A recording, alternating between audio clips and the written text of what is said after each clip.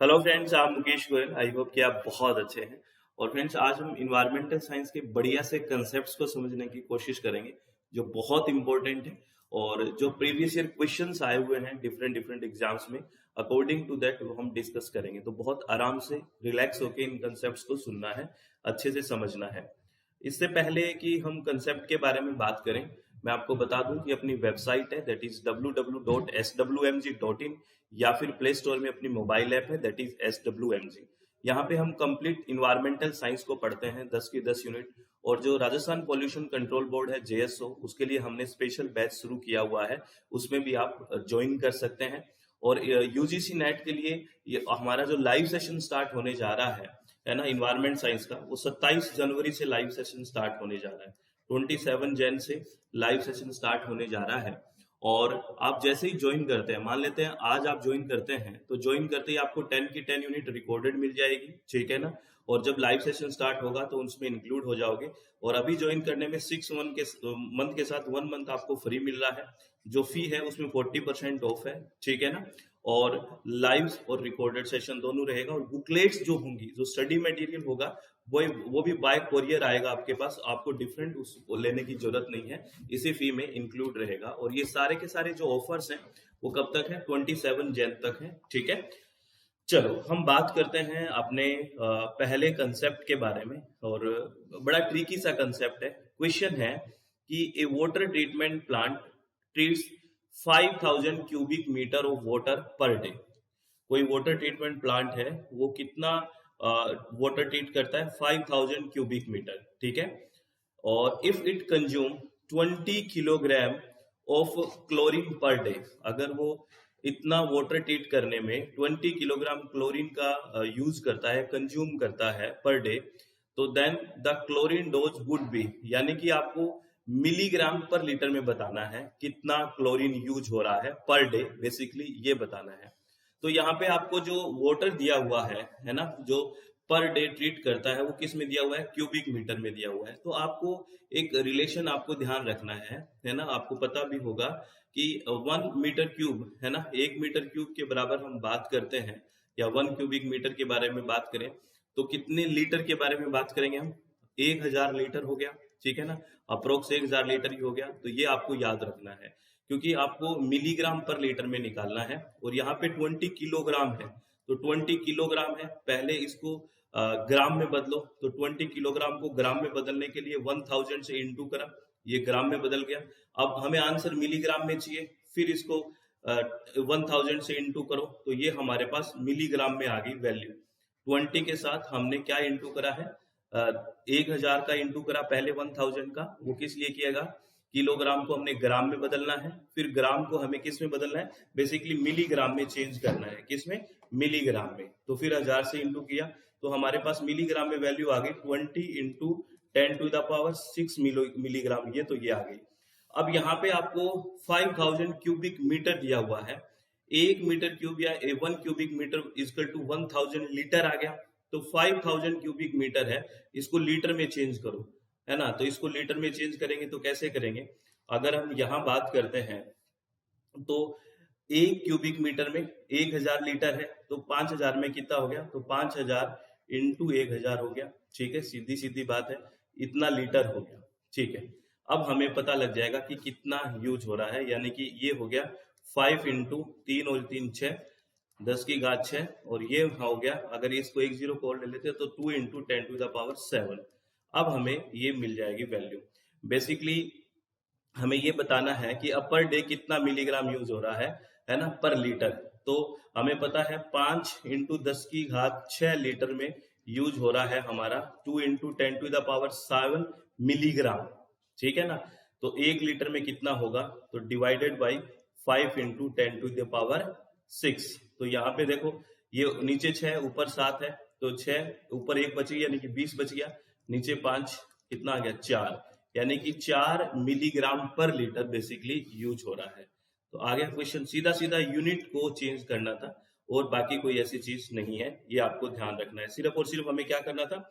सिर्फ और सिर्फ यूनिट में चेंज करना है, ठीक है। फिर आंसर आ ही जाएगा, ठीक है। नेक्स्ट क्वेश्चन हमें क्या पूछा है कि एक certain temperature, at a certain temperature the equilibrium concentration दी गई है, मोल डेसीमीटर आर, H2 जो है उसकी गैस का जो कंसंट्रेशन दिया हुआ है वो 0.3 दिया हुआ है, और I2 का दिया हुआ है यानी कि आयोडीन का 0.3 दिया हुआ है, और HI का दिया हुआ है 3। तो आपको इस रिएक्शन के लिए बेसिकली क्या निकालना है, K की वैल्यू निकालनी है। आपके पास रिएक्शन में दिखा दूं क्या दिया है, H2 है ना, I2 और बेसिकली 2HI, ये रिएक्शन दी हुई है। और इस रिएक्शन के लिए आपको K कांस्टेंट पूछा है, इक्विलिब्रियम कांस्टेंट। तो हमें पता है इक्विलिब्रियम कांस्टेंट K की बात होती है तो क्या होता है, प्रोडक्ट अपॉन रिएक्टेंट होता है, प्रोडक्ट अपॉन रिएक्टेंट की बात करते हैं, आपको याद है। तो प्रोडक्ट क्या है हमारे पास, हाइड्रोजन आयोडाइड, तो ये हाइड्रोजन आयोडाइड प्रोडक्ट है, इसका ये जितने मोल है इसका स्केयर आ जाएगा, ठीक है, बिल्कुल बढ़िया बात है।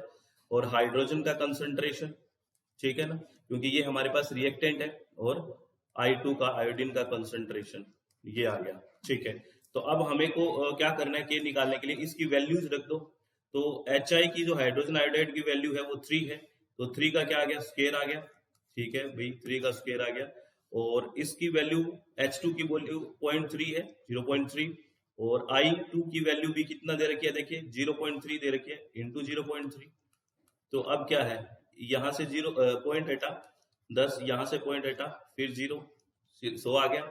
अब ये 3 इंटू 3 9, ये कट गया है ना, पूरा का पूरा ये कट गया, तो 100 यानी कि 1 इंटू 10 टू द पावर 2 आ गया, 1 इंटू 10 टू द पावर 2, ठीक है। इसी तरह का आंसर, अब यहाँ पे देखना, कंफ्यूज मत हो जाना, एक डी ऑप्शन है ना माइनस में दिया हुआ है, 1 इंटू 10 टू द पावर -2 है, हमारे पास क्या आएगा, 1 into 10 to the power 2 is the right option.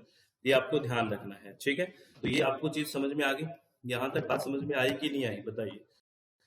कैसे, ये बस थोड़ा सा ना रिएक्शन और इनका बेसिकली आपको क्या याद रखना है, जो फॉर्मूला है ना, आपको पता है कि के कांस्टेंट इक्वल टू क्या होता है, ये आपको पता होना चाहिए, ठीक है। उसके बाद बेसिक सा है कि जितने प्रोडक्ट के मोल है स्केयर हो जाएगा, या इधर होता तो इधर भी स्केयर हो जाता है रिएक्टेंट का, वहां तो 1 है, ठीक है।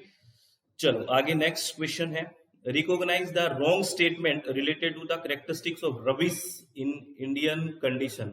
रबिस के बारे में बात की है कि कौन सा एक जो स्टेटमेंट है वो रॉन्ग स्टेटमेंट है इंडियन कंडीशन में, क्योंकि ये इंडियन कंडीशन इसलिए लिखा है क्योंकि डेवलपिंग कंट्री की बात हो रही है, अगर डेवलप्ड में जाएंगे तो चीजें चेंज हो जाएगी। तो पहला स्टेटमेंट कह रहा है कि rubbish constitute more than 50% of the total municipal solid waste. यही स्टेटमेंट गलत है अगर हम इंडियन कंडीशन में देखें, क्योंकि जो रबिस का है वो लगभग 15% के लगभग है, 50% नहीं है, 50% गार्बेज है यहाँ पे। तो यही पहला ही रॉन्ग हो गया, यानी कि अकॉर्डिंग टू दिस क्वेश्चन ये पहला राइट ऑप्शन हो गया, क्योंकि रॉन्ग स्टेटमेंट ही पूछा है। सेकंड स्टेटमेंट ठीक है कि रबिस का फुल डेफिनेशन भी याद रखना, रबिस में क्या इंक्लूड होता है, जो पेपर पीस हो गए, ब्रोकन पीस हो गए, ग्लास और फर्नीचर हो गया, कार्डबोर्ड हो गए, ये रबिस में होता है, तो रबिस के लिए ठीक है ना। रबिस इंक्लूड ऑल नॉन जो प्रोड्यूसिबल वेस्ट होता है एक्सेप्ट जो एस वगैरह है, प्रोड्यूसिबल मतलब बायोडिग्रेडेबल है ना, उसके अलावा, तो बिल्कुल ये भी ठीक है। और रबिस की जो डेंसिटी होती है वो वेरी करती है 50 to 400, ये तीनों तो ठीक है, तो ये ठीक वाले भी याद रखने हैं, क्योंकि ऐसा भी पूछा जा सकता है कि विच स्टेटमेंट और which statements are correct about rabies, तो ये तीनों करेक्ट है, पहला ही रॉन्ग था, रॉन्ग ही पूछा है, तो आंसर हमें मिल गया। अब बेसिकली ये पहला स्टेटमेंट गलत है। रबिस और गार्बेज के बीच अगर हम कंपैरेटिव करें तो टेक्निकली गार्बेज रेफर करता है जो ऑर्गेनिक और डिकेइंग मटेरियल होता है, बेसिकली जैसे फूड वेस्ट है वो गार्बेज में आ गया है ना। रबिस रहता है ड्राई और नॉन डिकेइंग मटेरियल, है ना, ये याद रखना है, जिसको नॉन प्रोड्यूसिबल बोलते हैं, है ना, प्रोड्यूसिबल बोलते हैं, नॉन डिकेइंग जो होता है, नॉन बायोडिग्रेडेबल जो होता है, ठीक है, ये आपको ध्यान रखना है। जैसे अब अगर हम बात करें ना मास कॉन्स्टिट्यूट की, तो जैसे देखो इंडियन सिटी में गार्बेज है 45%, है ना, गार्बेज। और अगर डेवलप्ड कंट्री लाइक यूएसए की बात करें तो वहां गार्बेज 20% है। रबिस देखो इंडिया में 15% है, जबकि डेवलप्ड कंट्री में यूएस वगैरह में 50% रबिस है। एस की बात करें तो 15 और 15 है ना। फाइन डस्ट और सैंड की बात करें 25 और 15% है। बेसिकली आपको याद रखना है कि रबिस का फुल डेफिनेशन क्या होती है, ये रबिस के बारे में, गार्बेज के बारे में, ये सब आपको पता होना चाहिए, है ना, इनका डिफरेंस पता होना चाहिए, हर बार क्वेश्चन आ जाता है वेस्ट मैनेजमेंट से, ठीक है, प्लीज ये ध्यान रखना है आपको। आगे बात करते हैं। आज जैसे ऐसा क्वेश्चन आ जाए, रबिश इज ए ब्लैंक दे दिया इन सॉलिड वेस्ट मैनेजमेंट, क्या है रबिश इसमें से? बायोडिग्रेडेबल नहीं है, ठीक है, अभी देखा हमने। न्यूक्लियर नहीं है, और कंपोस्टेबल सॉलिड नहीं है, क्योंकि कंपोस्टेबल किसका होगा? जो डिग्रेडेबल होगा, ठीक है। तो नॉन कंपोस्टेबल सॉलिड वेस्ट, तो डी ऑप्शन आ गया। इस तरह से थोड़ा घुमा फिरा के भी क्वेश्चन पूछा जा सकता है, ठीक है। बेसिक सा आपको डेफिनेशन पता है तो आप कर लोगे, ठीक है। उसके बाद नेक्स्ट क्वेश्चन है, देखो ये कितना मतलब ट्रिकी क्वेश्चन पूछा गया। What is the recycling symbol of plastic? जब हम प्लास्टिक 7 टाइप की बात करते हैं तो सिंबल होता है ना एरो का, तो आपसे पूछ ली वो कितने बेंट एरोज होते हैं, तो 3 होते हैं। मैं आपको डायग्राम भी दिखाऊंगा। There are 3 bent arrows in a triangle with a number inside, उसके अंदर नंबर लिखा रहता है 1 2 3 4 5 6 7। तो ये आपको ध्यान रखना है। जैसे ये आपने देखा होगा ना, जैसे हम क्लासिफिकेशन की बात करते हैं प्लास्टिक की, तो पीईटी, देखो ये 3 एरो है ना ट्राइंगल में, ये देखो है ना 1 2 3, और बीच में नंबर लिखा हुआ होता है, तो 7 तरह के। और इनका देखो ये वेरी वेरी इंपॉर्टेंट है, आपसे यूज भी पूछ लेते हैं। जैसे आपको जैसे जो हाई डेंसिटी है उसके बारे में पूछा है, जो हाई डेंसिटी पॉलीथीन है कहाँ यूज होता है, और ये बहुत ही ज्यादा इंपॉर्टेंट है। हर बार यहाँ से प्लास्टिक से क्वेश्चन आता है, इसका स्क्रीनशॉट लेके आपको अच्छे से पढ़ना है कि पीईटी का क्या यूज है ना। और पीवीसी के बारे में जो 3 नंबर टाइप है वो भी पूछ लेते हैं, है ना, वी पॉलीविनाइल क्लोराइड। तो ये आपको ध्यान रखने हैं, ठीक है। ये कंसेप्ट बहुत इंपॉर्टेंट है, इसका स्क्रीनशॉट ले लें और अच्छे से इसको पढ़ें, ठीक है। तो आपको कैसा लगा ये सेशन? आई थिंक आपको बहुत कम समय में अच्छी बातें सीखने को मिली होगी। अगेन मैं आपको बता दूं कि अपनी वेबसाइट है, दैट इज www.swmg.in, और प्ले स्टोर में अपनी मोबाइल ऐप है, दैट इज SWMG। यहाँ पे हम यूजीसी नेट का इन्वायरमेंटल साइंस कंप्लीट पढ़ रहे हैं, और कॉम्पिटिटिव एग्जाम कोई भी एग्जाम दे दीजिए आप, अब जैसे जेएसओ जेई का एग्जाम है, इसके लिए हमने सेपरेट एक बैच है, आप उसमें ज्वाइन कर सकते हैं। और हमारा जो नया फ्रेश बैच स्टार्ट हो रहा है इन्वायरमेंटल साइंस के लिए, जिसमें यूजीसी नेट का एग्जाम दे लो, पोल्यूशन कंट्रोल बोर्ड का दे लो, कोई भी स्टेट पीसीएस का दे लो, जो इन्वायरमेंट से रिलेटेड है, 27 जनवरी से स्टार्ट हो रहा है। कब हो रहा है? 27 जनवरी से स्टार्ट हो रहा है। और आप यूजीसी नेट के लिए कॉम्बो पैकेज पेपर 1 के साथ पेपर 2 ईवीएस भी आप ज्वाइन कर सकते हैं, और आपको स्टडी मटेरियल भी घर पे आएगा। अभी आप ज्वाइन करते हैं तो 6 मंथ के साथ 1 मंथ फ्री रहेगा, ठीक है। और आपको स्टडी मटेरियल की कोई एक्स्ट्रा चार्ज नहीं देना, लाइव प्लस रिकॉर्डेड सब आपको मिलेगा, ठीक है। तो और इसका लिंक भी आपको डिस्क्रिप्शन बॉक्स में मिल जाएगा। ऑल द वेरी बेस्ट, अपने चित्त को शांत रखें, खुश रहें, अच्छे से पढ़ाई करें, और अभी से लग जाओ, कोई चीज का वेट नहीं करना। अभी तैयारी करनी है तो अभी से तुरंत एकदम बढ़िया से लग जाओ। तो ऑल द वेरी बेस्ट, बहुत बहुत धन्यवाद, thank you, thanks a lot friends.